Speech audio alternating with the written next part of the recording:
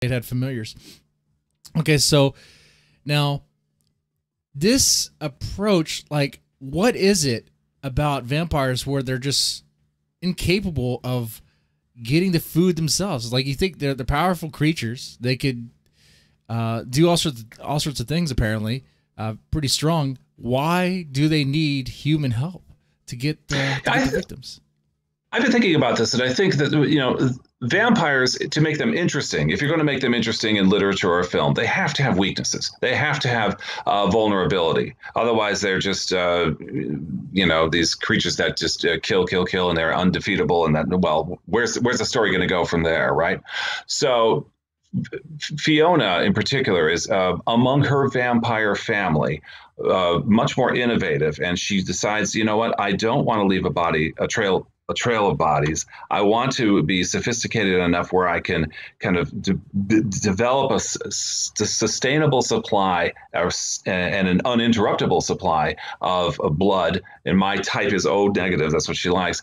And to do this requires a big superstructure of, you know, investments to be able to afford this blood, and also these human helpers who work for her. And so it's just you know, she has to depend on the humans, and the humans depend on her for not only employment but protection if they get in trouble. And so there's this symbiotic relationship between the two, and that's where I think a story could become really relatable. Okay. And it can have legs. Interesting. I wonder too if it's because, while vampires might seem like strong creatures and all that, I wonder if they could easily be overpowered by just being outnumbered. Let's say they go out in the streets and stalk, let's say, prostitutes or easy prey or whatever.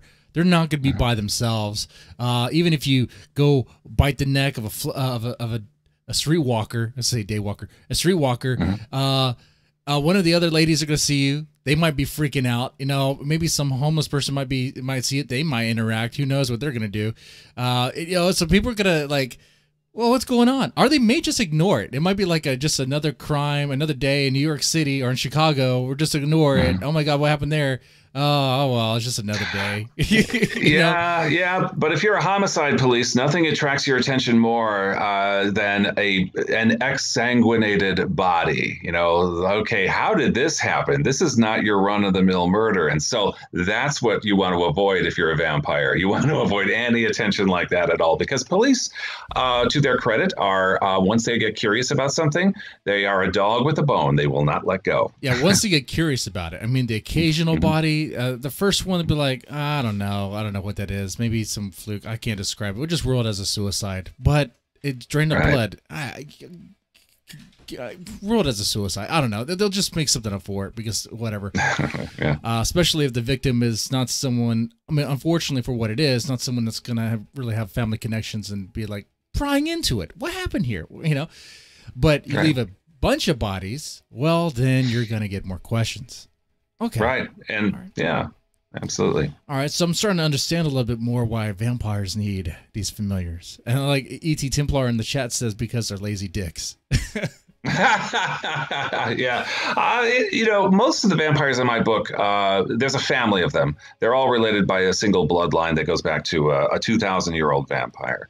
And, you know, most of them really are not all that careful or interested in, you know, being on the down low. But Fiona is, I think, has the best chance of survival if they go to war with a bunch of vampire hunters.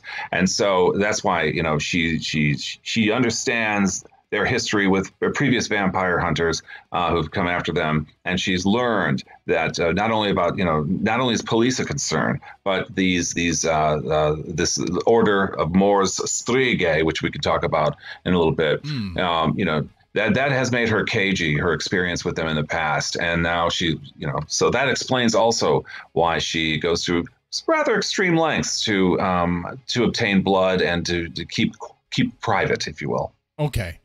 And now, like I said before earlier, the concept of familiars and vampires isn't new necessarily. It's something, it's a staple. It's kind of expected in a way, because that relationship, you get the human and you get this creature, and that in itself, you can have some interesting dynamics play out.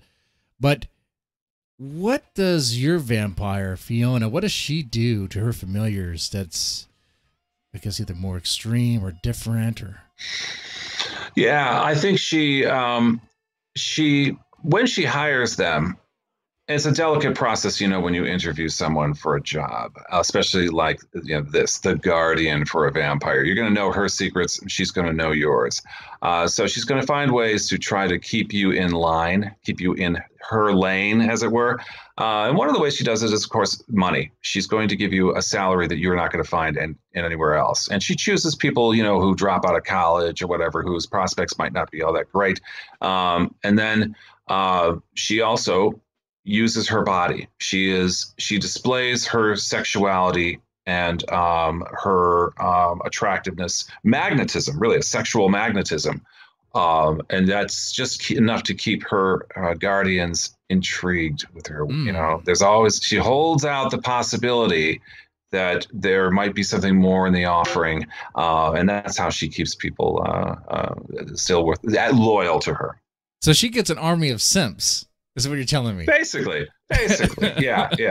It's a little more complicated than that, but what isn't in a relationship? Yeah. Oh, she doesn't have to work hard at getting followers at all. She just has to post some images on Instagram and and I guess vet that. Be like, right, what do you want to work for me? Be like, baby, I'll do whatever you want. I'll be your bicycle seat. You could do whatever you want. It's like, all right, well, go give me some people. Yeah. What do you mean by people? Right, exactly. Just go find some people and bring them here. Don't ask questions.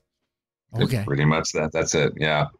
Although she would prefer pint bags of blood just because it's it's a lot safer. It's a lot less. There's less chance that she'll get in trouble. Yeah. I can see that. Yeah. Bodies bring questions, but a bunch of bags, plastic bags, blood bags, maybe it won't bring you so many questions. Yeah, and the Guardians are pretty good about that with their, especially her most recent Guardian, the one who's served her for 30 years, Daniel, and who's planning to retire from a guardianship. He has built up a robust network all over the country of hospitals and where employees will nick a few